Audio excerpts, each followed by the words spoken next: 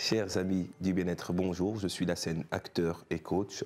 Et aujourd'hui, dans cette série Le temps d'une histoire, je vais conter la célèbre fable de La Fontaine, le corbeau et le renard. Maître corbeau sur un arbre perché tenait en son bec un fromage. Maître renard, par l'odeur alléchée, lui tint à peu près ce langage. Arrêtons-nous 2 secondes pour analyser ce qui se passe. Donc nous voyons encore une fois la force de Jean de La Fontaine qui met le corbeau en hauteur sur la branche et le renard affamé en dessous.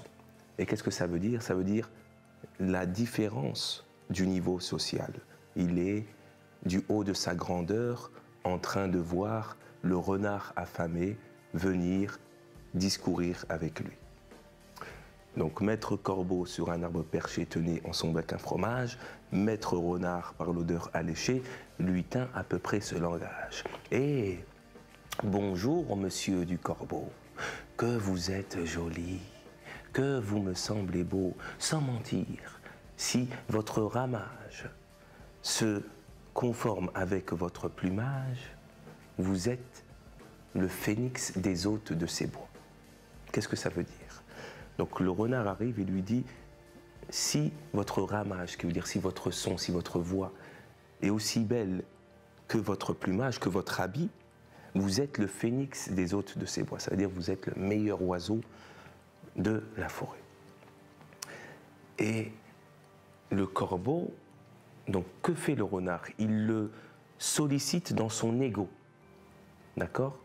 Si votre ramage se rapporte à votre plumage, vous êtes le phénix des hôtes de ces bois. À ces mots, le corbeau ne se sent pas de joie, il est vexé. Et pour montrer sa belle voix, il ouvre un large bec, laisse tomber sa proie, le renard s'en saisit et dit. Donc vous voyez bien qu'à cause de son ego, il veut montrer, c'est-à-dire qu'il est suspendu au jugement d'autrui, qu'il a une belle voix, qu'il est le meilleur, d'accord? Il a son ego qui est touché et il se fait avoir.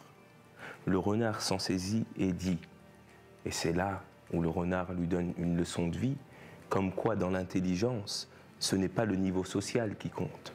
N'est-ce pas? Mon bon monsieur, apprenez que tout flatteur vit aux dépens de celui qui l'écoute. Donc il lui dit, tu es responsable de ce qui t'arrive.